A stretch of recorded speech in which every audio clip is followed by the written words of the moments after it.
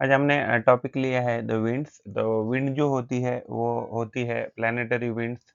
उसके बाद planetary winds, इसको हम परमानेंट विंड भी कह सकते हैं। तो इसमें ईस्टर्ली वेस्टर्ली आते हैं एंड ट्रेड विंड आते हैं। उसके बाद कोरियोलिसिस फोर्स क्या होता है? तो कोरियोलिसिस फोर्स क्या है? सी ब्रीज, लैंड ब्रीज क्या है? वैली ब्रीज, माउंटेन ब्रीज क्या है? तो ये सारे जो विंड्स है तो हम इसमें पढ़ने वाले हैं।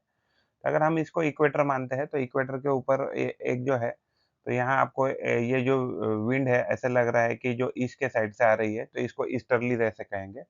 यहाँ से अगर आप देखेंगे तो यहाँ से ये जो विंड है तो ऐसा लग रहा है कि ये विंड कहाँ से आ रही है, तो वेस्ट से आ रही है, तो ये वेस्टर्ली कही जाएगी।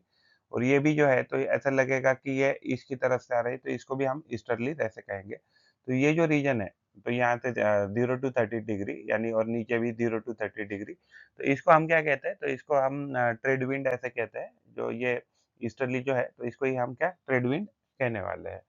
तो उसके बाद यहाँ से 0 से 30 डिग्री तक जो है, तो जो सर्कुलेशन ऑफ विंड है तो उसको हेडलेस सेल ऐसे कहा जाता है। एंड 30 डिग्री से 60 डिग्री तक जो भी ये विंड सर्कुलेशन है, उसको फेरल सेल ऐसे कहा जाता है। तो ये जो है 30 डिग्री एंड उसके अबव, तो लगभग इस रीजन को मिड लैटिट्यूड कहते हैं। और ये जो ऊपर का रीजन है 90 डिग्रीज वाला, तो इसको पोलर सेल या पोलर विंड्स ऐसे भी कह सकते हैं हम। तो ये टॉपिक लिया हमने winds, planetary, seasonal and local. तो ये हमने लिया है with reference to class 5, 6, 7, 8, 9, 10, 11, 12 geography, CBSE board और एनसीईआरटी के रेफरेंस से। तो कितने प्रकार की विंड होती है? तो प्राइमरी विंड होती है, सेकेंडरी होती है एंड लोकल भी होती है। तो प्राइमरी में ट्रेड विंड, वेस्टर्लीज, ईस्टर्लीज ये विंड आती है। तो सेकेंडरीज में मानसून है, लैंड एंड सी ब्रीज है, माउंटेन एंड वैली ब्रीज है। लोकल में लू, मिस्ट्रल, फोएन, बोरा, तो ये अलग-अलग विंड हम इसमें पढ़ने वाले हैं। तो लोकल जो विंड होती है वो पर्टिकुलर रीजन में ही हमें मिलती है। तो टाइप्स ऑफ विंड की अगर बात करें तो प्लैनेटरी विंड है। तो प्लैनेटरी विंड में ट्रेड विंड, देन वेस्टर्ली, उसके बाद पीरियोडिक जो विंड है तो उसमें monsoon, land breeze, sea breeze, mountain and valley breeze मिलेगा। एंड लोकल विंड जो है एक अलग टाइप ऑफ विंड है।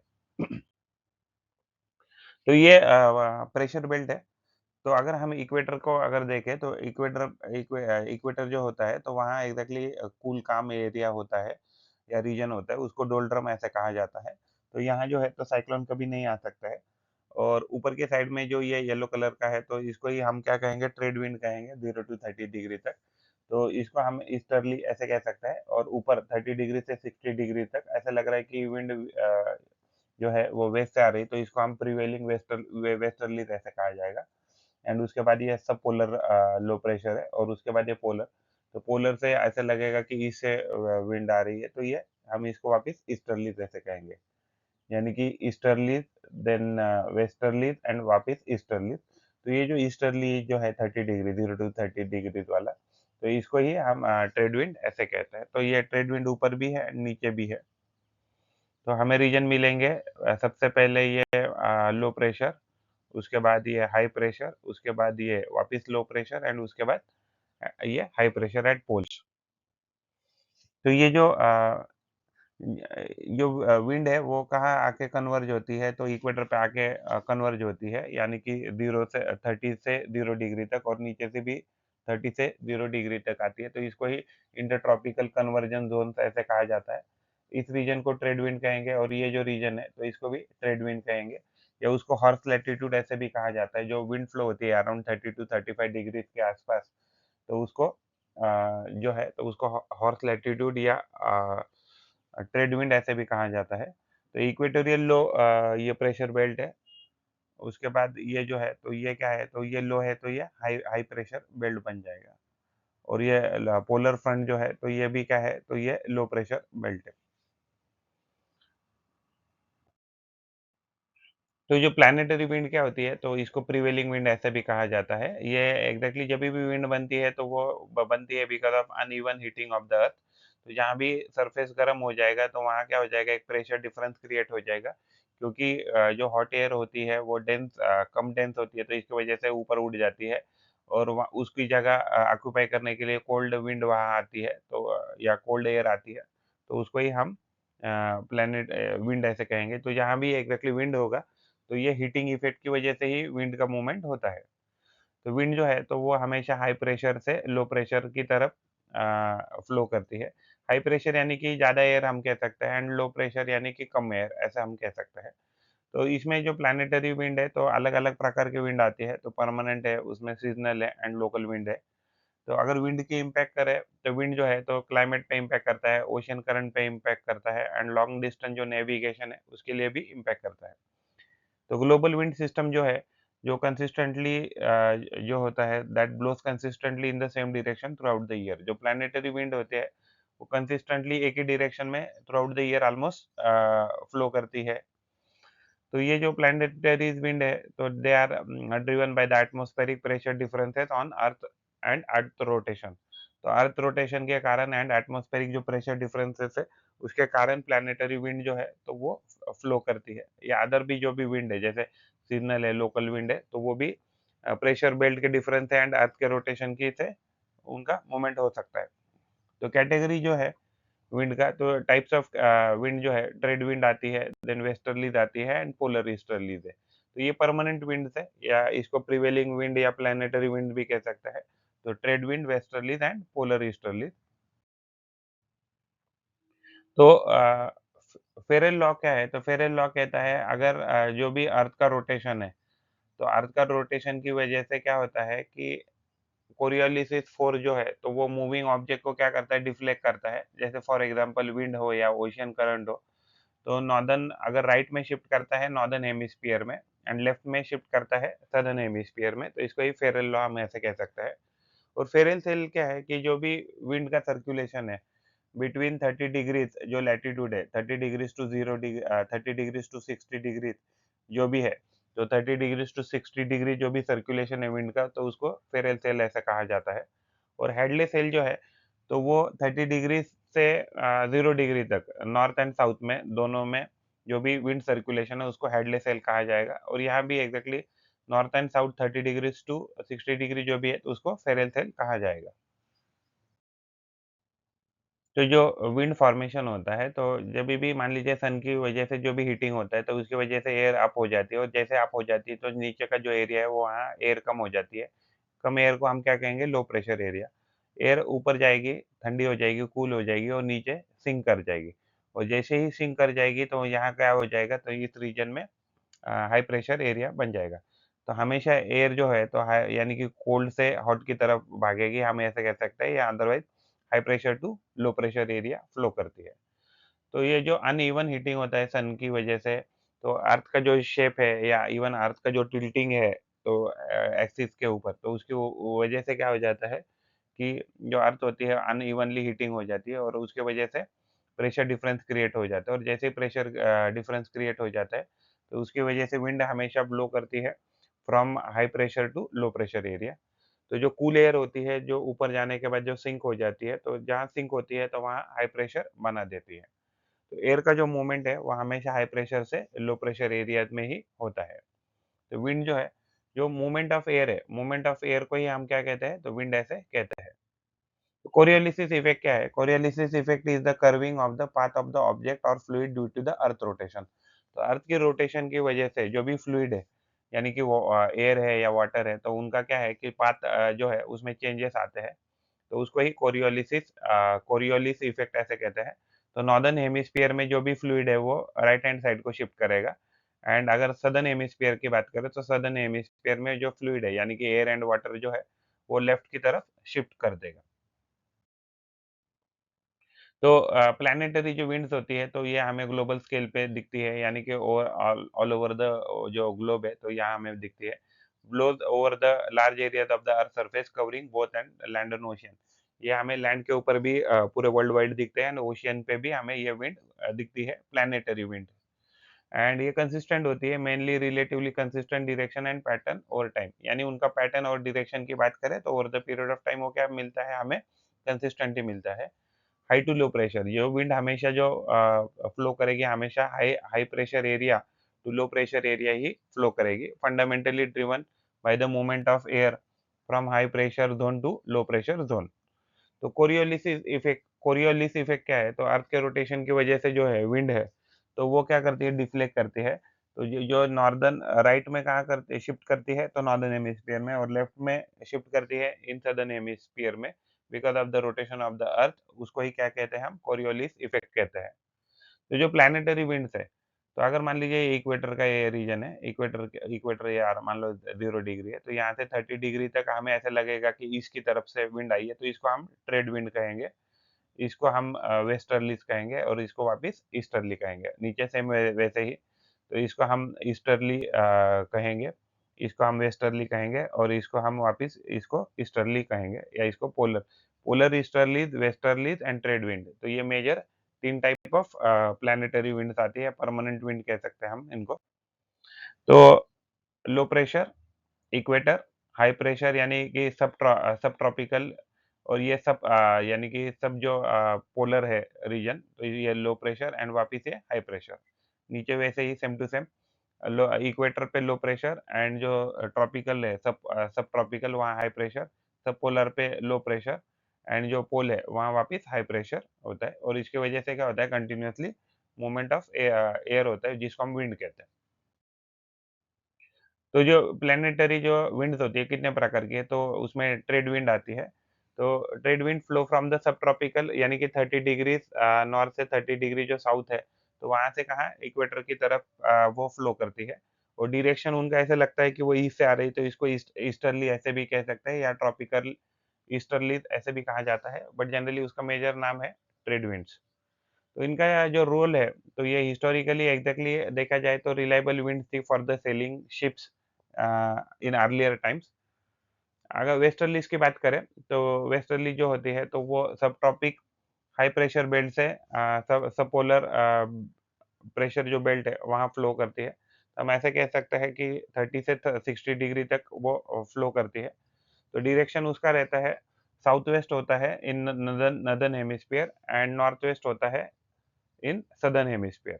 तो ये इम्पैक्ट करती है, ये जो बारिश होती है, तो बारिश भी लाती है या वेट स्पेल लाती है and contribute to weather pattern, तो ये वेदर पैटर्न में भी इम्पैक्ट करती है। एंड उसके बाद है पोलर ईस्टर्ली। तो पोलर ईस्टर्ली जो है, तो वो हाई प्रेशर यानी कि पोल से सब पोलर रीजन तक वो फ्लो करती है, और इनका डायरेक्शन जो होता है वो नॉर्थ ईस्ट होता है, जो they start from the north east in northern hemisphere and south east in southern hemisphere. तो इनका भी जो रोल होता है वो ड्राई एंड कोल्ड जो विंड्स है, तो उनको लाने में ये करती है, मदद करती है। तो सीज़नल विंड जो है, तो उसको पीरियोडिक विंड ऐसे भी कहा जाता है। उनका जो डायरेक्शन होता है एज़ पर सीज़न चेंज होता रहता है, और ये एग्ज़ैक्टली फ्लो करती है because of the differences in heating and cooling of the land and water. तो एग्ज़ाम्पल है, इसके एग्ज़ाम्पल है मानसून। तो मानसून ये जनरली हमें इन लोअर लैटीट्यूड में मिलेगा, ख़ास करके इंडिया जो साउथ एशिया जो है, ख़ास करके इंडिया सब कॉन्टिनेंट का जो इंडिया सब कॉन्टिनेंट का जो रीजन है, वहाँ हमें मिलेगा। तो विंड जो यहाँ ब्लो होती है, तो समर में एग्ज़ैक्टली ये जो blowing from the warm moist ocean to hot land. तो इंडिया जो रीजन है, तो वहाँ हमें क्या मिलता है, ओशियन से लैंड हॉट लैंड की तरफ हमें क्या मिलती है, तो ये विंड मिलती है। और विंटर में वही विंड हमें जो कूल एंड ड्राई जो लैंड है इंडिया की, तो वहाँ से हमें ओशियन की तरफ विंड फ्लो होती हुई दिखेंगे। तो जो मानसून है, तो मानसून एक distinct and wet and dry season को क्रिएट करता है। यानी कि वेट भी सीज़न क्रिएट करता है एंड ड्राई सीज़न भी क्रिएट करता है। जो मानसून विंड जो है, तो they have a profound impact on the climate and weather pattern of specific region. तो खास करके इंडिया में बात करें, तो India is highly impacted by the monsoon wind. तो monsoon wind drastically alter the precipitation level. तो इंडिया में जो भी बारिश होती है, तो वो सारी बारिश जो है, तो बिकॉज़ ऑफ मानसून ही होती है। तो मानसून की जो कंट्रीज़ हैं, जैसे इंडिया है, साउथ ईस्ट एशिया की कुछ कंट्रीज़ हैं, पार्ट ऑफ अफ्रीका, कुछ अफ्रीका की कंट्री है कि जहाँ मानसून की विंड फ्लो करती है, और वहाँ उसकी वजह से प्रेसिपिटेशन या बारिश होती है। तो लैंड एंड सी ब्रीज़ जो है, तो ये भी एक टाइप ऑफ सीज़नल विंड है। तो ये मोर लोकलाइज़ होती है। इसको हम लोकलाइज़्ड विंड में पढ़ेंगे, and it shows the daily seasonal pattern and work on the principle of difference of heating and cooling. तो ये जनरली जो लैंड एंड वाटर के बीच में जो भी हीटिंग एंड कूलिंग का डिफरेंस है, तो उसके बेसिस पे लैंड एंड सी ब्रीज़ जो है, तो ये हमें दिखते हैं। अगर हम लैंड सीज़ की ब बात करें, land seas and sea breeze की, तो डे टाइम में क्या होता है, तो डे टाइम में एग्ज़ैक्टली लैंड जल्दी गर्म हो जाती है। तो लैंड जल्दी गर्म हो जाती है, तो क्या हो जाता है कि यहाँ से जो सी जो है, तो सी की तरफ से हमें विंड यहाँ मिलेगी, और ये जो रेड से दिखा है ये हॉट एयर है, तो हॉट एयर अप हो गई तो यहाँ से सी की तरफ से विंड आ गई। तो डे टाइम में क्या होता है, तो सी ब्रीज़ मिलता है। लेकिन नाइट में अगर देखा जाए तो पानी जनरली गर्म रहता है, तो ये यहाँ से ये हॉट एयर ऊपर चली जाती है, तो लैंड की तरफ से हमें नाइट में क्या मिलता है, तो यहाँ कोल्ड एयर जो है, तो यहाँ मिलती है, या कोल्ड विंड मिलती है, तो ये एग्ज़ैक्टली लैंड लैंड ब्रीज़ कह सकते हैं। ये लैंड ब्रीज़ है और ये सी ब्रीज़ है। तो सी ब्रीज़ हमें डे टाइम में मिलता है, एंड हमें लैंड ब्रीज़ जो है, तो हमें नाइट टाइम में मिलता है। इंडिया की बात करें तो इंडिया में एग्ज़ैक्टली जो मानसून है, तो 2 प्रकार का है। तो समर मानसून के टाइम में क्या हो जाता है कि जो विंड है तो अंदर चली आती है, और जैसे ही जून जुलाई में देखेंगे तो हम देखेंगे कि तो इंडिया में बहुत सारी बारिश का रहती है। वैसे ही लेकिन विंटर की मानसून की बात करें तो यहाँ से एग्जैक्टली ये जो सरफेस है, तो ये जो सरफेस है ये कंपेरेटिवली ज़्यादा गर्म हो जाता है, और ये जो है अराउंड अक्टूबर नवंबर के अराउंड, तो यहाँ से जो लैंड से है, तो लैंड से एग्जैक्टली जो विंड है तो वहाँ ओशियन की तरफ फ्लो करती है।